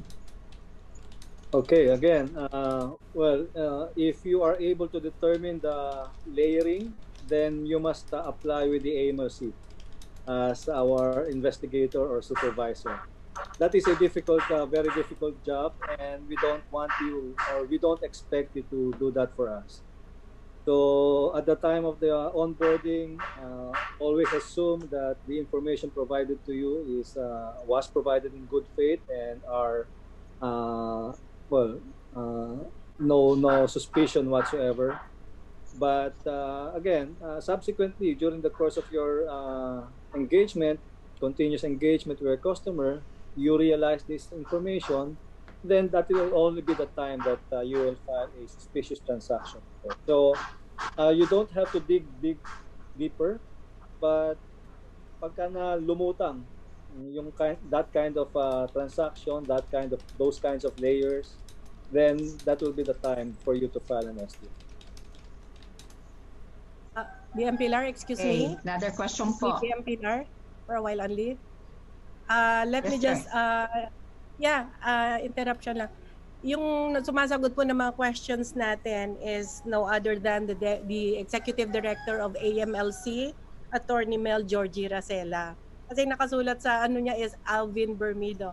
No, he is the Executive Director of AMLC, Attorney Racela. Yes, good morning po, and I apologize for coming in late. I have a prior commitment, but it finished early, so I decided to join this meeting. I think the link provided to me was the link given to Alvin Bermido. So let me introduce myself. I am Mel Racela. I think Alvin Bermido is more handsome than me, so magkakataon. Okay po. Thank you, Thank you, Chair. And Attorney Racela, salamat po for introducing yourself. Sir, meron po dito another question. Sabi niya, by circumstances, we cannot do anything, but instead we have to follow the law. And that is a very good attitude. Question is this. How do we register? Because we were already advised that the deadline will be on March 15. Again, sir, question here, how do we register? Because the deadline will be on March 15. Yeah, so Attorney AJ will be posting the hotline for our registration staff. There's a step-by-step process. I don't know if you invited Conrad or any of our registration staff, AJ. Nonetheless, post the number. It's very simple. For brokers, you need just to take a photo of your PRC license, upload this, and fill up the registration form. And then you will be assigned a username and password. That will be your access to our portal whenever you file reports, meaning suspicious and covered transaction report. So, very easy to register po. So mamaya po, hintayin po namin yung procedure, step-by-step procedure kung paano po magre-register. Another request po dito, sir. This is just a request.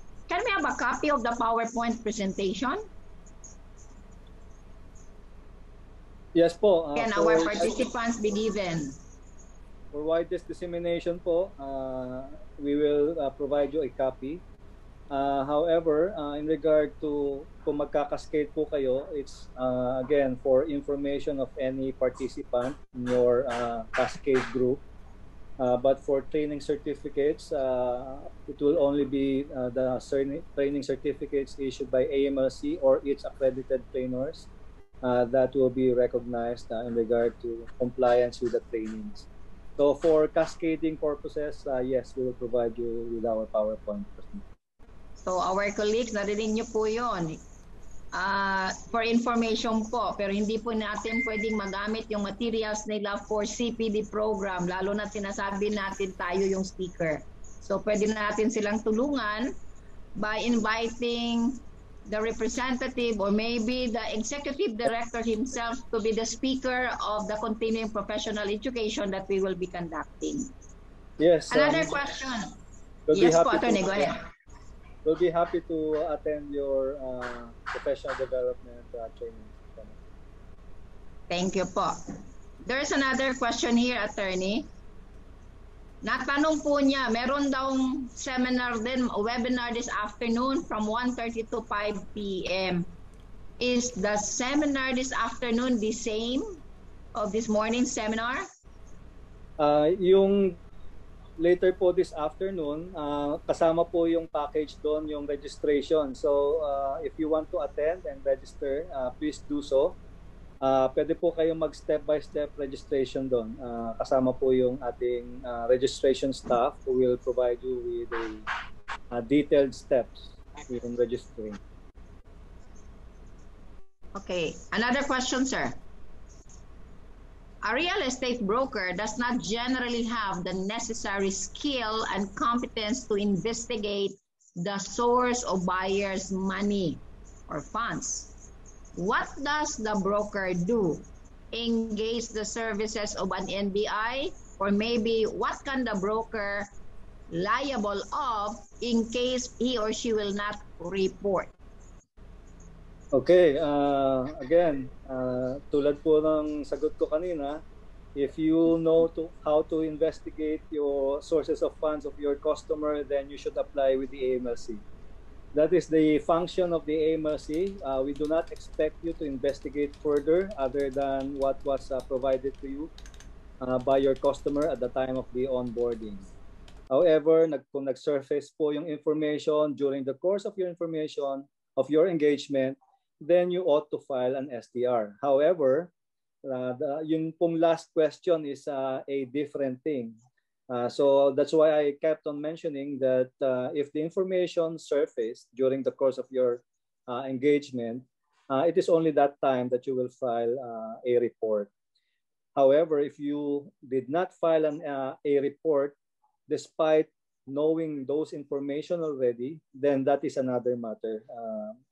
But again, during onboarding, you will be limited by the information provided by your customer. No need to investigate. Another question, and this is also a sort of suggestion. Is a government agency considered to be part of the monitoring team? Suggestion niya po, dapat merong government agency other than the council or the Anti-Money Laundering Council that will help monitor compliance. And he is also suggesting that since all the real estate transactions will pass through BIR, BIR should be identified as one of the government agency that will help in the monitoring of real estate transactions. Well, of course po, that is a welcome suggestion. But we will partner with existing regulators, such as, of course, the Professional Regulatory Board of Real Estate Brokers, and even the Professional Regulation Commission. However, involving other government agencies will entail a lot of a lot of requirements or logistical requirements in that government agency. Magkakaroon po kasi sila ng separate unit to do the monitoring. That will entail a budget requirement. So medyo komplikado po. And if they don't have any existing office, so kailangan pa po nila mag-create and mag-reorganize. Medyo masalimpot po ang government bureaucracy, and so we will partner with a government agency whose existence is already doing those jobs, like the Professional Regulation Commission. Okay, another question po. Basahin ko na po kasi mahaba po ito eh. We are licensed broker and our main function is to facilitate and assist our clients' property needs. We are not trained to do credit investigation. We don't have access through investigation like banks or any other personnel who are expert on it. What we can do is to ask our clients to submit pertinent document. Can we request our client to submit such pertinent document? Where and where are we going to submit it? When and where are we going to submit it?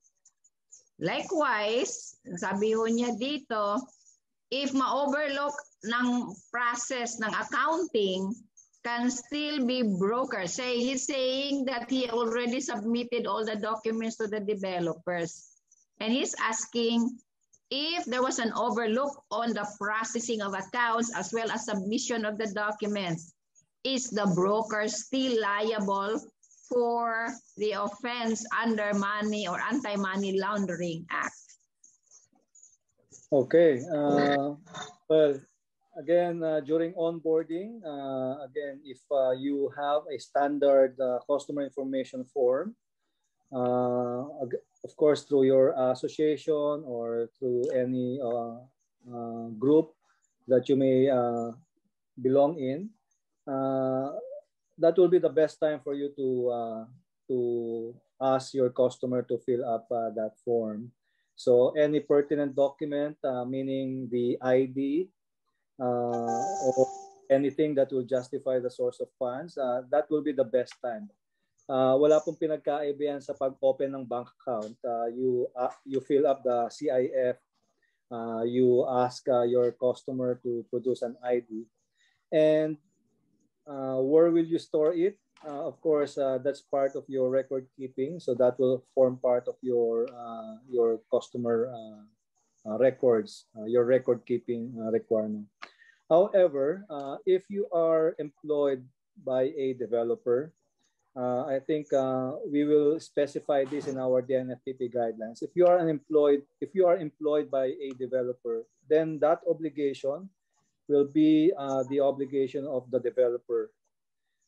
So marami pong magiging mga scenarios dito.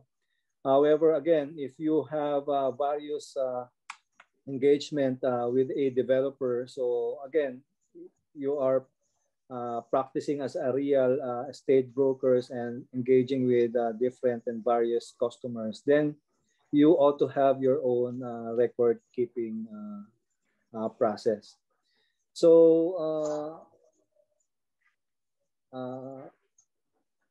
in regard to the credit investigation and access to information, as mentioned, again, you will rely only to the information provided by your customer at the time of onboarding. And if information surfaces after the engagement and during the engagement, then that will be your time to file any suspicious transaction or covert transaction report if it meets the threshold amount. And in regard to criminal liabilities, well, the good news is knowingly is very important as a qualifying adjective in a criminal prosecution. So if in your example, it's merely inadvertence and over,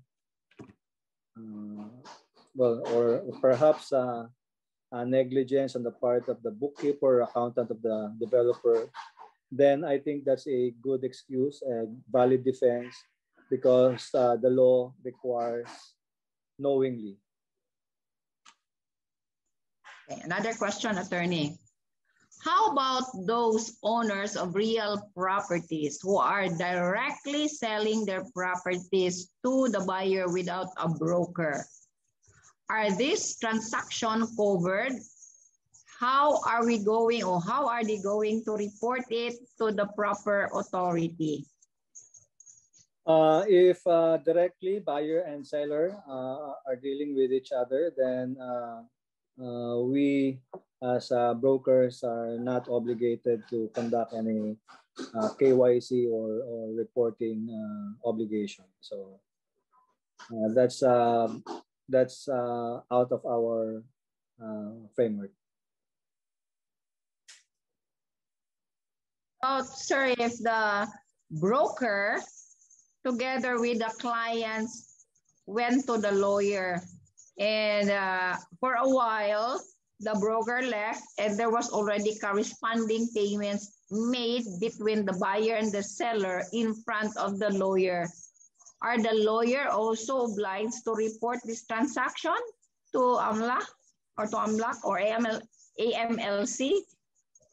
Solo practitioner at covered, but in effect po, ang lawyers and accountants fall within our designated non-financial businesses and professions definition if they perform the services indicated in the DNFBP guidelines, like acting as a investment agent and several others, or company service providers. Ito po yung nag-create ng mga corporations and acting like a nominee stockholder.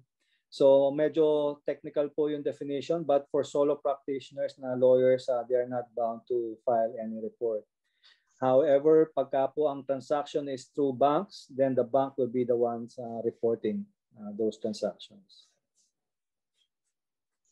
If we report to AMLA directly as required, are we not liable of the Data Privacy Act? Well, thank you for that question. That's a very important question. And there's a statutory construction for lawyers. If any lawyer is attending here, they should be able to understand this. There's what we call the general law and a special law. The AMLA is a special law because it specifically requires professionals to submit reports to the AMLC. The data privacy law is a general law because it is addressed to all people or to the public in general, not to disclose private information or private details of any individual. So between a special law and a general law, the special law will govern. So there will be no violation of the Data Privacy Act when you file a report with the AMLC. Okay, another request, and this is also a question. If we are required to report information pertaining to the violations of AMLA, is it possible that your office will give us a template to be filled up under the AMLC letterhead. How should we, so that we can easily facilitate the matter? So yung request niya po dito, kung pwede po sana template, pagkatapos letterhead ng AMLC po, hindi po letterhead ng kung sino po ang nagre-report na broker. Possible po ba yan? Opo, ang aming pong reporting template, after you register, I mentioned that you will be assigned a username and password. When you log in through our portal, yun po ay may mga blanco na lang. Mag-fill up na lang kayo ng name, mag-fill up na lang kayo ng address, ng transaction code, ng value of the transaction. Wala pong template yon. It's a parang blank na lang. Drop-down menu filling up. And then when you click on the submit button, that will be submitted. Wala pong letterhead yon, wala pong letterhead. Siguro po, masasama po kayo kasi ma-identify kayo as the reporting individual. But nakita ko po kanina sa slide when I joined, na-discuss po yung confidentiality provision. We are bound by the confidentiality provision not to disclose the reporting individual to anyone, news, media, Congress, Senate, or any individual for that matter, because there's a corresponding criminal penalty if we disclose such. So confidential po ang any report that you will submit with the AMLC. Okay, another question po. What if possible buyer will not accomplish the CDD form? No transaction or sale will happen. Will you report or shall we report as a broker to AMLC? What will AMLC do against the said buyer? Will the broker be involved in case if AMLC will question the said buyer? Hindi natuloy yata yung transaction, sir. Paano po ba? Sabi niya, kasama ba si broker dito? Ganito po ang nagiging practice ngayon, sa mga bangko po, meron din po mga instances na ang customer, since maraming tanong ang bangko, siguro po babalik tayo mga 20 years ago or 15 years ago na bago pa lang din ang AMLA sa atin. And there are customers na nag-hesitate na mag-open ng bank account dahil po stricto ang mga bangko. So yan pong scenario ay always a reality. Ang nagfa-file po ang bangko normally based on two grounds. They will file a suspicious transaction report. First, kung hindi po nag-produce ng ID, the client is not properly identified. That's a possible basis for STR. Second, ayaw mag-produce ng document na kunwari that will justify yung kanyang sources of funds. Yun po ay second ground for filing an STR is there's no legal justification. So remember po, 6 circumstances for filing an STR and those two are among those 6. Okay, thank you po. Uli. I can only accommodate 2 questions because as promised, we will have a briefing on how to register at the Anti-Money Laundering Council. So second to the last question, what if during the conduct of our due diligence, the client did not disclose the real source of their money? That will cause us not to report the transaction. Are we liable if ever it will be determined that the transaction had already pursued and likewise the funds was from illegal source? Yeah, again, we're speaking of criminal liability. So I again highlight that for criminal liabilities, one of the elements is knowingly. So you need to be conscious about those things. And if you're not conscious because nagkaroon ng ibang transaction or they delayed or transacted with different individuals or brokers, then you will not be criminally liable. Okay. Suggestion po at saka query at the same time. Can we simplify the reporting forms for the brokers to submit informations to your office? And what is the link which has been promised? And also, we are expecting for the briefing on how to register. Yes. Question po, can you simplify the form? Yes po. Ewan ko kung naka-attend na po kayo ng seminar on the registration. Again, pagka po nag-login kayo, siyempre magla-login po kayo sa portal namin. You will input your username and your password. Pagka po nakapasok na kayo doon, more of a drop-down menu or filling up of the information. Very user po yung ating template, reporting template.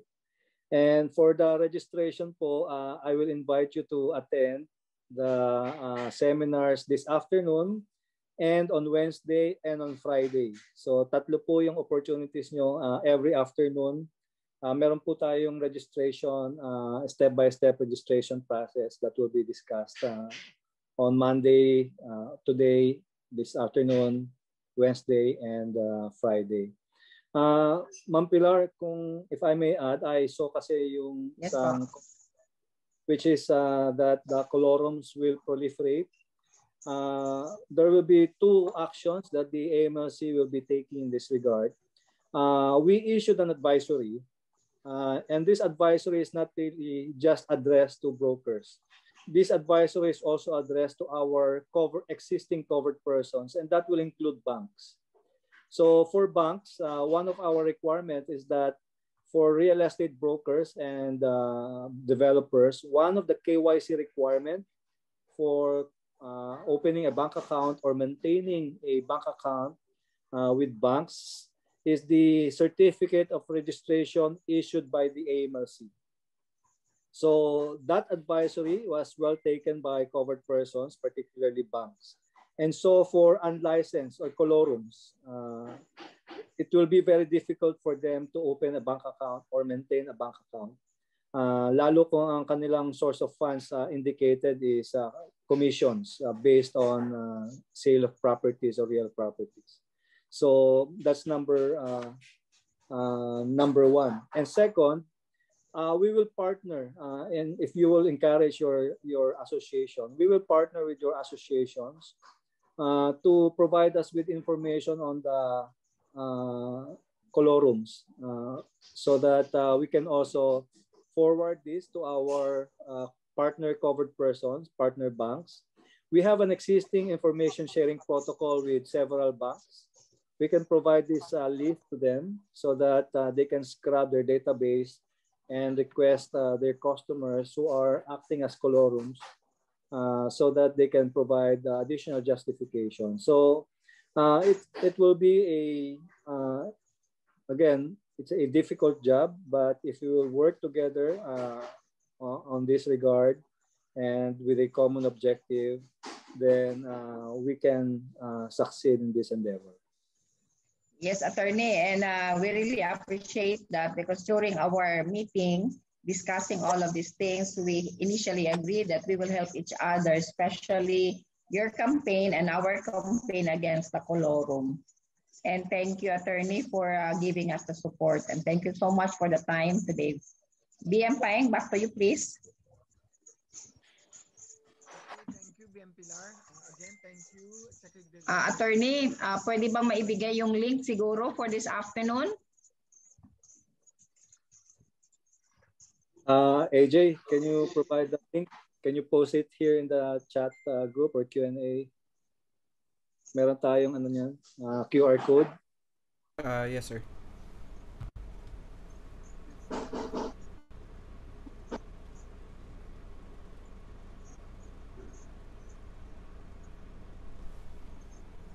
May picture ka ba, AJ? No, sinesearch ko, sir.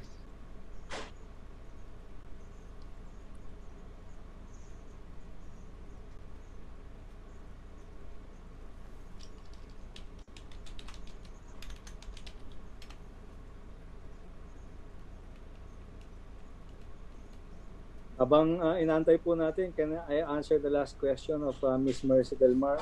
Real estate salespersons po are not covered because they are acting for and on behalf of brokers. So, yung brokers po ang magre-report. Hindi po yung salesperson. Siguro, attorney, yung nagtanong dyan, nag-independent practice. This is already a reminder to the salesperson that they cannot practice independent from the broker. Kaya po siguro nagtanong yan. Hindi po siya dumaan sa broker niya. Nag-independent practice po siguro yun. Merong isang question dito, attorney. In filling up with the form, saan ho kami brokers makakategorize? Kasi meron doon na institution. Doon po sa individuals, meron din pong individuals. Sige po. Anyway po, kung hindi po ma-post yung link, please visit our website. It's amlc.gov.ph. www.amlc.gov.ph. Ayan po, pumasok po si Attorney Rafi Echaluse. He will be the one discussing the registration process. So,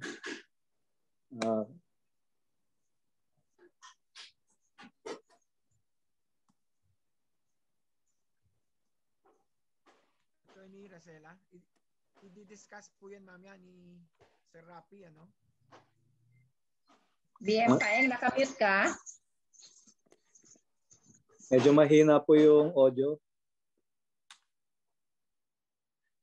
Okay, narinig na. Mahina pa rin ho, pero naririnig pa rin. Naririnig naman ng konti. Okay, si Sir Rafi ang magdi-discuss niyan mamayang hapon, ano? Yes, sir. Siya po ang magdi-discuss din mamayang hapon.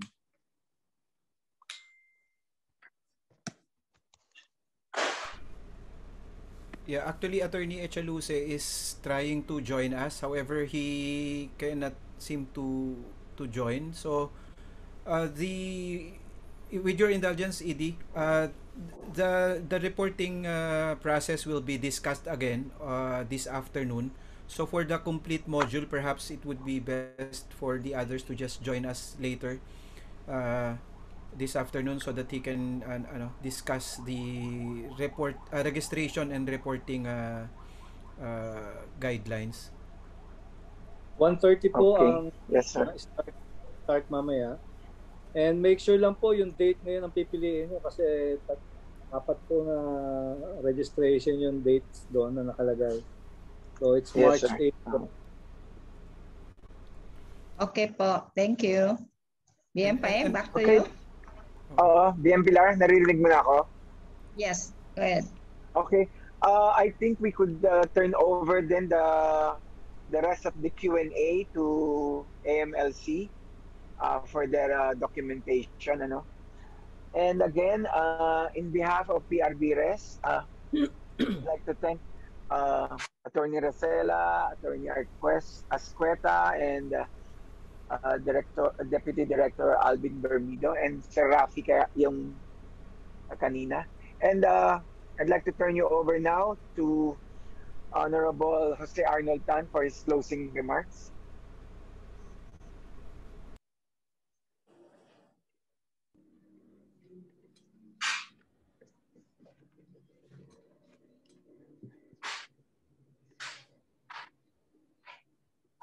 Hello, good morning. So, sir, in behalf of PRBRES headed by Chair Ofer, we would like to thank your presence to enlighten our practitioners, especially our real estate brokers dahil medyo na-alarm sila doon sa mga sa mga requirements and yung mga requirements demanded from our brokers. And I believe that this session has somewhat enlightened this. Nawala na siguro yung ibang mga agam-agam, yung mga fear. But again, with your support and cooperation and your information dissemination, mas mas malay pa po natin yung mga peers ng ating mga broker. At alam naman natin, yung mga brokers natin yan, hindi lang naman sa Metro Manila.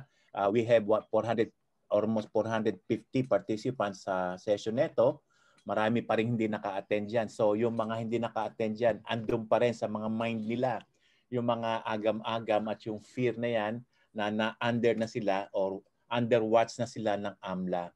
So again, ina-appreciate po namin yung effort ng council na to really reach out at ipaliwanag ano ang kahalagahan nung batas na ito at bakit at bakit kailangan mapunta ma-under yung practice of profession ng real estate broker under the watch of the AMLA. And again, kung may mga engagement po kayo or sana po open pa rin kayo sa mga other invitation namin. Baka I believe na after this session, marami pa pong mga magre-request na magkaroon ng part 1 at part 2. At if with your indulgence, okay lang po ba yung mga ibang mga questions? Kasi po ang dami ng questions. Yung ibang mga questions na nakita namin na hindi properly, na hindi na itanong, pwede po ba naming i-send through your email at magkaroon ng karampatang sagot at ipopost po namin yan sa aming website o sa aming Facebook page. So yun lang po. And again, in behalf of PRBRES and all the brokers present here, we would like to thank you, yung presence nyo po. Hindi lang po kayo isa, ang dami nyo po, talagang full force na tayo. Pinaunlakan ng council yung aming invitation to attend this RESA awareness namin. Salamat po. Back to you, BM Pilar. BM Paeng. Thank you again, Honorable Sir Arnold Tan. Again, maraming salamat po, Attorney Racela, Attorney Ascueta, Deputy Director Bermido, at si Sir Rapi Echaluse. Again, reminder po dun sa ating mga dear brokers, please check www.amlc.gov.ph para sa schedule mamaya. And how, para malaman natin, pati kami mag-a-attend how to properly fill up the form para makapag-register tayo.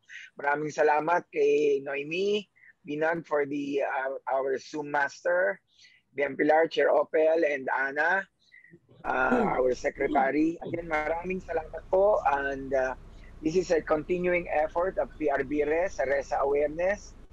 Again, God bless us all. Keep us safe and see you in the afternoon. Again, AMLC, mabuhay po kayo. Maraming salamat po sa inyong enlightening and laudable effort.